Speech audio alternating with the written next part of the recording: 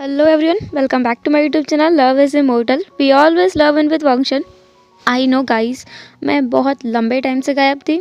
मैं इस चीज़ के लिए सॉरी बोलती हूँ क्योंकि मेरा जो फर्स्ट मेन चैनल है उस पर थोड़ी प्रॉब्लम्स थी।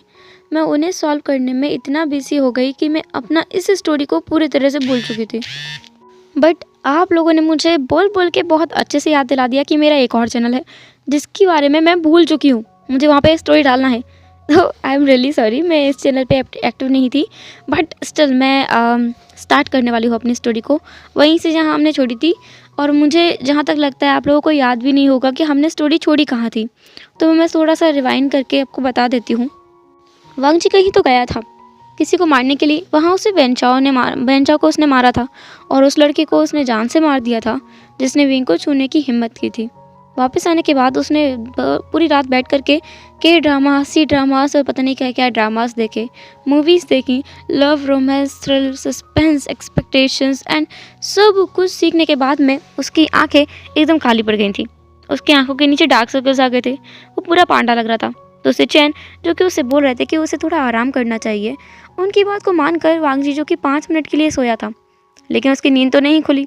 सिचन बाहर गए थे विंग से मिलने के लिए, लेकिन विंग जो कि काम पर नहीं आया था। अब हम आगे देखेंगे। पूरे 2 दिन बीत चुके हैं। विंग अभी भी बहुत ज़्यादा गुस्से में है। उसे बहुत गुस्सा आ रहा है। वो बस इंतज़ार कर रहा है कि कब संडे का दिन आए और वो डायमंड सिटी जाए। डायमंड सिटी में वो उस हंगुन जुन से मिलेगा जिसने वेंचाओ का इतना बुरा हाल किया है, उसके दोस्त को मारा है। वो सच में इस हंगुन जुन को छोड़ेगा नहीं। इसकी हिम्मत कैसे हुई उसके दोस्त पर हाथ उठाने की। वेंचाओ जो कि आज ही होश में आया है, उसका बहुत बुरा हाल हो गया था। हालांकि वो जितना स्ट्रांग दिखने की वांग जी के सामने कोशिश कर रहा था, उतना स्ट्रांग वो है नहीं, उसके सामने नहीं हुआ। इसलिए वो अब जाके उठा था। जैसे ही वो होश में आया, विंग को कॉल लगा के बुलाया गया। विंग जो कि अभी भी हीलिंग लोजू जो है हंगुन जुन को ढूंढने की कोशिश में लगा हुआ था कि कहीं से कोई फुटेज मिल जाए, कोई फ़ोटो, कुछ तो मिले। किसी ने तो उसे आते हुए जाते हुए देखा होगा, पर नहीं, कुछ भी नहीं मिला। एंड जैसे ही वेंचाओ होश में आया, विंग उसके पास गया। विंग ने तुरंत पूछा, वेंचाओ, तुमसे उसने क्या बात की थी? क्या पूछना चाहता था वो? क्या मेरे बारे में? वेंचाओ जिसने अपना सिर नामे हिला दिया और कहा, नहीं, वो उस रेस्टोरेंट को मांग रहा था जिस रेस्टोरेंट में तुम काम करते हो अभी, या कहूँ काम करने का नाटक करते हो। विंग ने कहा, क्या मतलब? उसने रेस्टोरेंट अपने नाम करवाया है? वेंचाओ ने कहा, अपने नाम नहीं, अपने पीए के नाम करवाया है। मतलब मैं क्या करूं? हाँ, मुझे कुछ समझ ही नहीं आया। विंग ने एकदम से कहा, पीए? तुमने कहा उसने अपने पीए के नाम करवाया, तुमने डॉक्यूमेंट्स तो पढ़े होंगे ना? वेंचाओ ने कहा, मैं उस हालत में नहीं था कि मैं कुछ पढ़ सकूं। ये मानो मैं सरवाइव कर गया। अभी भी देखो कितना बुरा हाल है मेरा। उसने अपने हाथ की तरफ इशारा किया जहाँ में निडल्स लगे हुए थे, जिनकी वजह से उसको खून सप्लाई किया जा रहा था। अभी भी उसे बॉटल्स चढ़ाई जा रही थी। उसका बहुत ज़्यादा ब्लड लॉस भी हो गया था। अभी वो खतरे से बाहर ज़रूर है, लेकिन कमज़ोर है।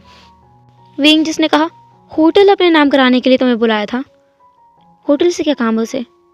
कुछ तो हुआ होगा, कुछ तो कहा होगा उसने कि होटल से क्या काम है उसे। वेंचाओ ने कहा, मैंने पूछा था, लेकिन उसने मुझे और बुरी तरह से पीटा और वहाँ से चला गया। विंग जो कि कंफ्यूज था कि आखिर इस हंगुन जुन को उस रेस्टोरेंट में क्या होगा, क्या ही काम होगा उस रेस्टोरेंट से, जो कि कोई बड़ा रेस्टोरेंट भी नहीं है, एकदम छोटा सा रेस्टोरेंट है। और वो असल में वेंचाओ का था भी नहीं, उसे तो उन्होंने हत्याया है। उस रेस्टोरेंट से क्या काम है? विंग कुछ भी नहीं समझ पा रहा था। वो ना उस रूम में इधर उधर बस चक्कर काटे जा रहा था और सोच रहा था कि बात क्या है। अभी वहाँ पे वो लड़की आ गई जो कि वेंचाओ की वाइफ है, वेंचाओलिंग। वो आई और एकदम ड्रामा करने लगी। ड्रामा करते करते रोने लगी। उसने कहा, वेंचाओ, तुम मुझे छोड़ के नहीं जा सकते, तुम मुझे छोड़ के नहीं जा सकते। तुम जाना था तो तुम कम से कम तुम्हारी प्रॉपर्टी तो मेरे नाम कर जाते। मैं कैसे रहूँगी? वेंचाओ जो कि अपनी आंखें बंद करके बस लेटा हुआ था, उसने जब ये सुना ना तो उसने अपनी आंखें खोल ली और कहा, क्या कहा तुमने? वेंचाओलिंग एकदम सरप्राइज हो गई। उसने कहा, तुम मरे नहीं, तुम जिंदा हो। विंग, ये तो जिंदा है, तुम्हारा दोस्त मरा नहीं है? हाँ, क्या पहले बताना चाहिए था ना, मैंने फालतू में ही आंसू बहा दिए। तुम मरे नहीं हो। वेंचाओ जिसने बस इसका मन कर रहा था ना, वो इस वेंचाओलिंग की बच्ची को अभी के अभी जान से मार दे।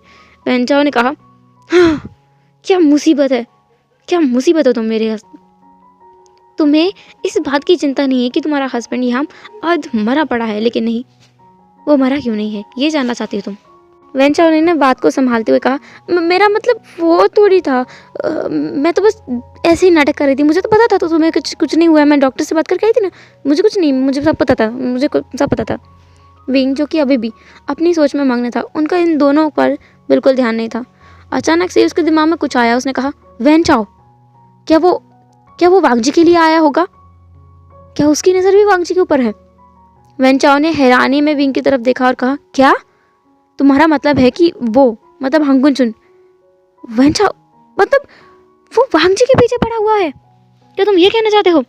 वी ने कहा, हो सकता है, क्योंकि जैसे मैंने उस फिर वो रुक गया, क्योंकि यहाँ पे वैन चाओलिन इन दोनों को बड़े गौर से देख रही थी और सारी बातों को अच्छे से सुन रही थी। जैसे ही विंग रुका ना, वैन चाओ ने भी वहाँ देखा। उसने वैन चाओलिन से कहा, तुम क्या यहाँ से जाओगी? हम दोनों को कुछ बात करनी है, प्राइवेट। वैन चाओलिन ने कहा, ये वांगजी कौन है? तुम उसे डेट तो नहीं कर रहे ना वैन चाओ? भूलो मत, तुम शादीशुदा हो, मैं तुम्हारी वी भी हूँ। वैन चाओ जिसने कहा, हाँ मैं किसी को डेट नहीं कर रहा हूँ, पागल औरत, यहाँ से निकल। वैन चाओलिन ने फिर ड्रामा करते हुए कहा, तुमने मुझे पागल कहा है, मैं समझ गई, अब तुम ना मुझे पसंद नहीं करते हो। वैन चाओ ने कहा, मैंने तुझे पसंद ही कब किया था ये बता। वैन चाओलिन जिसने जोर से वांगजी के उसी हाथ को पकड़ लिया जिस पे चोट लगी थी। वैन चाओ ने कहा, आ मुझे मारना चाहती है ये औरत। विंग जिसने वैन चाओलिन के सामने जाते हुए कहा, सिस्टर क्या आप बाहर जा सकती हैं प्लीज़? वैन चाओलिन ने कहा, सिस्टर तो मत बोलो ना विंग, तुम वैन चाओ के दोस्त हो तो मेरे भी दोस्त हुए ना, तुम मुझे चाओलिंग बोलो या फिर लिंग भी बोल सकते हो, हाँ तुम्हें कोई सिस्टर बोलने की ज़रूरत नहीं है। विंग ने एक सॉफ्ट सा स्माइल किया और कहा, ठीक है लिंग, क्या तुम प्लीज़ बाहर जाओगी? मुझे तुम्हारे हस्बैंड से कुछ बात करनी है, प्राइवेट। वैन चाओलिन जो खड़ी हुई और कहा, ठीक है तुम कह रहे हो तो मैं जाती हूँ, फिर मुझे भी बताना ना तुम्हें इससे क्या बात करनी है। वैसे क्या मुझे तुम्हारा फ़ोन नंबर मिल सकता है? विंग ने कहा, तुम्हें तो पता है ना मैं मेरा फ़ोन नंबर किसी को नहीं देता। वैन चाओलिन ने कहा, तुम एक दिन ज़रूर दोगे विंग, मुझे पूरा यकीन है, वैन चाओलिन के जादू से कोई नहीं बच सकता। ऐसा वो अपने मन में कह रही थी और अपने बालों में ना अपने हाथ को दिया थोड़ा सा एटीट्यूड बताते हुए और वैन चाओ की तरफ मुंह बनाते हुए और बाहर चली गई। जैसे ही दरवाज़ा बंद हुआ, विंग ने गहरी सांस छोड़ी और वैन चाओ जो कि गुस्से में आग बबूला हो रहा था, उसने विंग की तरफ देखते हुए कहा, ये सब क्या था विंग? विंग ने कहा, वो क्या तुम्हारे बोलने से बाहर जाती? नहीं ना, इसलिए ये सब किया, वैसे भी मुझे तुम्हारी बंदी में कोई इंटरेस्ट नहीं है। वैन चाओ ने कहा, होना भी नहीं चाहिए। वैसे तुम क्या बोल रहे थे, जो हंगुन चुन है वो वांगजी के पीछे पड़ा है? विंग ने कहा, हाँ जैसे हम लोगों ने उस रेस्टोरेंट को हथियाया था, क्योंकि हमें वांगजी के पास जाना था ना, इसलिए मुझे लगता है कि हंगुन चुन भी वांगजी के करीब जाना चाहता है, वो है ही इतना प्यारा, कोई भी उससे अट्रैक्ट हो सकता है ना, इसलिए मुझे वांगजी का ध्यान रखना होगा, मुझे उसका घर ढूंढना होगा, है ना? वैन चाओ ने कहा, तू उससे 2 दिन से मिला भी नहीं होगा ना? विंग ने कहा, हाँ मैं 2 दिन से मिला भी नहीं हूँ उससे, पता नहीं क्या हो रहा होगा वहाँ, मुझे जाना चाहिए ना। वैन चाओ ने कहा, तू जा, और रही बात हॉस्पिटल की, तो किसी को पता नहीं कि मैं यहाँ हूँ मेरे परिवार के अलावा, तो तू चिंता मत कर, तू जा और वांगजी से मिल और उसे सब कुछ समझाने की कोशिश कर, और हो सके तो उसे अपने साथ रखना। विंग ने कहा, मैं अपने साथ कहाँ रखूँगा, झोपड़ी में? मैंने नहीं कहा था उससे कि मैं झोपड़ी में रहता हूँ। वैन चाओ ने कहा, तू भी ना, मतलब कुछ अच्छा नहीं बोल सकता था तू? विंग ने कहा, गरीब होने की नाटक करना ना बहुत मुश्किल काम है वैन चाओ, तू रहने दे, हाँ तुझे तो वैसे भी वहाँ का मालिक बना के भेजा था मैंने। वैन चाओ और विंग ने थोड़ी बहुत बातें और की उनके काम के बारे में और हंगुन चुन के बारे में कि उसका चल क्या रहा है, उसे कैसे पकड़ा जाए और उसे ख़त्म कैसे करे। देन विंग जो कि शाम के समय पे वहाँ से निकल गया, उसने सोच लिया है कि कल सुबह वो पक्का अपने काम पे जाएगा, क्योंकि उसे वांगजी को देखना है, 2 दिन हो चुके हैं उसने वांगजी को नहीं देखा है। अब नेक्स्ट डे मॉर्निंग में सुबह 7 बजे से विंग हमारा बेचारा रेस्टोरेंट में बैठे बैठे वांगजी का वेट कर रहा है। वांगजी पूरे 2 दिनों से यहाँ रोज़ आ रहा है। वांगजी विंग की तलाश में आता है, लेकिन विंग उसे नहीं दिखा, तो आज उसने सोचा कि विंग लेट ही आएगा, क्या ही जल्दी आएगा। तो उसने सोच लिया था कि वो आराम से अपनी नींद को पूरा करेगा, अपने बाकी बचे हुए काम करेगा, इसके बाद में वो वापस से जाएगा अपने काम के ऊपर। हाँ, वो सो कॉल्ड सा काम जो उसे विंग की वजह से ही करना पड़ा है। लेकिन विंग बेचारा हमारा 7 बजे से वेट कर रहा है, अभी उसे दोपहर के ना 2 बज गए हैं। वांगजी अभी तक नहीं आया है। विंग ने सुबह से कुछ खाया भी नहीं है अच्छे से। वो एक्साइटमेंट में इतना इतना पागल हो गया था ना कि वो यहाँ बिना कुछ खाए आ गया। उसकी सिस्टर ने, मतलब उसकी कज़न सिस्टर यानली ने उसके लिए कितना अच्छा खाना बनाया था, वो सबको छोड़ के आया है। फाइनली उसकी ना जो इंतज़ार की घड़ी थी वो बीत ही गई। वांगजी की एंट्री होती है। वांगजी बड़े आराम से चलते चलते आ रहा था। उसे उम्मीद नहीं थी कि विंग यहाँ होगा, लेकिन अनएक्सपेक्टेडली विंग आज वहाँ था। उसे देखकर तो वांगजी की सिट्टी पिट्टी गुल हो गई। विंग जो कि ऑलमोस्ट अभी जाने वाला था, उसे लगा था कि वांगजी अब नहीं आएगा, लेकिन जैसे ही उसने देखा कि वांगजी आ रहा है, विंग बहुत ज़्यादा खुश हो गया। वो अपने रेस्टोरेंट से बाहर निकल के आया। उस रेस्टोरेंट में जिससे वो काम करता है, थोड़ा बाहर निकल के आने के बाद उसने वांगजी की तरफ देखा और कहा, तुम आ गए? मुझे लगा नहीं था तुम आओगे। वांगजी ने भी कहा, हाँ मैं आ गया। कल तुम आए नहीं थे ना, परसों भी नहीं आए, 2 दिन से तुम आए नहीं थे, तो मुझे लगा आज तुम नहीं आओगे। मैंने हाफ डे का जो है छुट्टी ली थी। विंग ने बस हाँ में अपना सिर हिला दिया। फिर उसने कहा कि चलो अंदर चलते हैं, तुम कुछ खा लो। वांगजी ने तुरंत मना कर दिया। उसने कहा कि उसे काम करना है। विंग भी समझता है वांगजी को काम करना है, वरना उसकी सैलरी और ज़्यादा कट जाएगी। विंग ने कहा, तुम मुझे अपना नंबर दे दो, हम लोग कॉल पे बात कर सकते हैं, यहाँ तो काम करना होगा। वांगजी, जिसके मुंह की बात जैसे विंग ने छीन ली थी, उसने तुरंत ही अपना नंबर एक्सचेंज कर लिया। वांगजी, जो कि ज्वेलरी शॉप में जा करके एक लेडी को जो अटेंड कर रहा था, उसे ज्वेलरीज दिखा रहा था, और विंग जो कि रेस्टोरेंट में आकर अपना काम करने लगा था। भले वो नाटक कर रहा है यहाँ काम करने का, लेकिन वो बहुत सिंसियर है। दोनों अपनी अपनी जगह पे सिंसियर हैं। ऐसा बिल्कुल भी महसूस नहीं होने देना चाहते कि वो लोग सिर्फ दिखावा कर रहे हैं। विंग जो कि रोज़ कितने सारे कस्टमर की डांट खाता रहता है, वो लोग उसे कितनी गालियाँ देते हैं, लेकिन विंग कुछ नहीं कहता। इसलिए नहीं कि वो उन्हें कुछ कह नहीं सकता, बस इसलिए कि वांगजी को शक ना हो जाए। लेकिन हाँ, इसके बाद में जो उनका हाल होता है वो तो फिर वही जानते हैं। इसलिए इस रेस्टोरेंट में कस्टमर की संख्या काफ़ी कम हो गई है, क्योंकि काफ़ी सारी अफवाहें उड़ गई हैं। यहाँ पर एक इंसान जो कि यहाँ आया करता है, और जो भी यहाँ आता है और यहाँ के स्टाफ के साथ गलत बर्ताव करता है, अगले दिन वो बहुत बुरी हालत में मिलता है। उसे बहुत बुरी तरह से पीट दिया जाता है। वांगजी ने भी ये खबर सुनी है। वांगजी ये पता लगाना चाहता है कि आखिर वो कौन है जो विंग जिस रेस्टोरेंट में काम करता है उन्हें पीटता है, मतलब उन लोगों को जो वहाँ पे आते हैं उन्हें पीट देता है। ऐसे तो विंग की सैलरी कम मिलेगी ना। वांगजी जिसने उस रेस्टोरेंट को ख़रीद लिया है, अब सच में उसे पता चल रहा है कि इस रेस्टोरेंट की कमाई ना के बराबर होने लगी है। फिर भी विंग को उसकी सैलरी ऑन द टाइम मिलती है। विंग को नहीं पता कि उसकी सैलरी कौन देता है। उसके अकाउंट में बस आ जाती है, और अननोन जगह से आती है। उसने कई बार उस जगह को ट्रैक करवाने की भी कोशिश की, पर ऐसा नहीं हो पाता है। विंग को मालूम है कि ये इंसान हंगुंजुन है। वो सच में इस इंसान को छोड़ेगा नहीं, इसे पकड़ के रहेगा। विंग एक तरफ वांगजी के साथ बातें करता रहता है, दूसरी तरफ हंगुंजुन को ढूंढता है। वांगजी खुद भी इन्वेस्टिगेशन कर रहा है कि ये आखिर कौन है जो इस रेस्टोरेंट में इतनी सारी अफवाहें उड़ा रहा है, क्या ये सच है। फाइनली उसे आज एक क्लू मिला है। एक व्यक्ति जिसने विंग के साथ थोड़ा गलत बर्ताव किया था, वांगजी को बहुत गुस्सा आ रही थी उसके ऊपर, लेकिन वो इंसान जा रहा था। विंग जो कि वहाँ से थोड़ा उदास होकर निकल गया था वांगजी को दिखाने के लिए। वांगजी जो कि अब उस इंसान का पीछा करने लगा, क्योंकि उसे जानना है कि आखिर इन्हें पीटता कौन है। वांगजी जो कि उस इंसान का पीछा कर रहा था, लेकिन इस बात से अनजान था कि कोई उसका भी पीछा कर रहा है।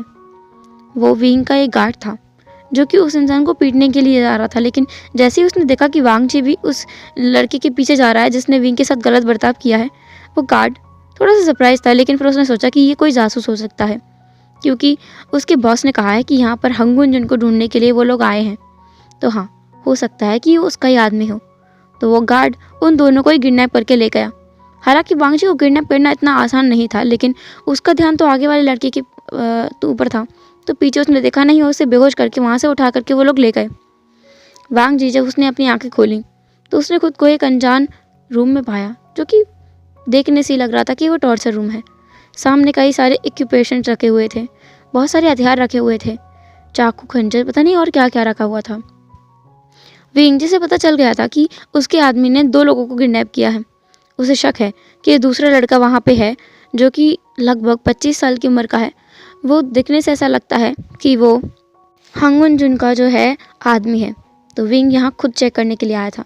उसने अच्छे से अपने मास्क वगैरह पहना हुआ था और आंखों पर भी उसने ब्लैक कलर का एक गॉगल लगाया हुआ था। हाथों में ग्लव्स थे, पैरों में सॉक्स शूज़ थे। इसके अलावा उसने एक अलग ही गेटअप लिया हुआ था। पूरा ब्लैक अटायर में वो रेडी होकर आया था। जैसे ही उसने उस रूम में एंटर किया, उसने वांग जी को देखा जो कि वहाँ पर बेहोश था। विंग का तो जैसे पारा चढ़ गया था। उसे इतना गुस्सा आया, उसने उस इंसान को गले से पकड़ लिया जो उन दोनों को किडनैप करके यहाँ लेके आया। उसने उस लड़के का गर्दन को पकड़ते हुए कहा, तुम्हारी हिम्मत कैसे हुई? तुम इसे कैसे उठा के ले आए? मैंने कहा था उस लड़के को यहाँ लेकर आना है, ना कि इसे। उस बंदे ने कहा, पर बॉस ये उसका पीछे कर रहा था, लगता है ये उसका हंगुन का। विंग जिसने उसे गर्दन से पकड़ के नीचे फेंक दिया। उसे बहुत गुस्सा आ रहा था। वो वांग जी की तरफ गया। तभी वांग जी ने अपनी आंखों को खोल लिया। जैसे ही उसने सामने वाले इंसान को देखा ना, वो एकदम शॉक हो गया कि ये क्या है। ओ गॉड, ये कैसे हो सकता है? और वांग जी के दिमाग में सबसे पहला नाम ये फ्लैश हुआ, ईलिंग लौजू यहाँ है। उसे किडनैप किया है। कैसे पता है कि वो हंगुंजन है? लेकिन वांग जी को पता है कि इसे मालूम हो ही नहीं सकता। उसने ऐसा कोई क्लू ही नहीं छोड़ा है। वांग जी सामने वाले इंसान की तरफ देखे जा रहा था। विंग खुद भी वांग जी को घूर रहा था। विंग जिसने कुछ भी नहीं कहा, एक शब्द भी नहीं कहा, क्योंकि उसे पता है कि अगर उसने कुछ भी कहा तो हो सकता है कि वांग जी उसकी आवाज़ को पहचान जाए। तो उसने कुछ भी नहीं कहा। वांग जी जो कि एक टक बस विंग को देखे जा रहा था घूर कर, ऐसे जैसे कि उसे सच में झटका लगा हो। फिर उसने एक मॉकिंग हंसी हंसते हुए कहा, तुम मुझे यहाँ किडनैप नहीं कर सकते। मेरा भाई मुझे ढूंढ रहा होगा। मुझे जाने दो। वांग जी नौटंकी करने की कोशिश कर रहा था। पीछे उसके हाथ बंधे हुए थे। उसके हाथ में एक डिजिटल वॉच थी। वो उस वॉच के साथ कुछ तो कर रहा था। विंग को इस बारे में नहीं पता, लेकिन वांग जी कुछ तो कर रहा था। वो बस विंग को थोड़ा बिजी रखने की कोशिश कर रहा था ताकि जो ईलिंग लोज है उसका ध्यान उसके ऊपर थोड़ा ज़्यादा रहे और वो विंग के हाथों मतलब वांग जी के हाथों के पीछे ना देखे। लेकिन पीछे वाले इंसान ने देख लिया था। वांग जी के पीछे भी 2 गार्ड्स खड़े थे। उन्होंने वांग जी के हाथ को पकड़ कहा, ए यू, तुम क्या कर रहे हो? बॉस, इसके हाथ में डिजिटल वॉच है, इसके साथ कुछ करने की कोशिश कर रहा था। विंग जो कि थोड़ा सदमे में था, मतलब थोड़ा सा तो शौक लगा था कि इसके पास डिजिटल वॉच कैसे आ गई, ये तो गरीब है ना। फिर भी उसने कहा, निकाल लो। उसकी आवाज़ में कुछ तो था। वांग जी को ट्रिगर किया उसने, लेकिन वो पहचान नहीं पाया कि इस आवाज़ को उसने कहाँ सुना है।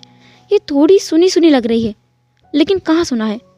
फिर भी उसने इस चीज़ को इग्नोर किया क्योंकि उसे अभी इस इंसान के बारे में पता लगा।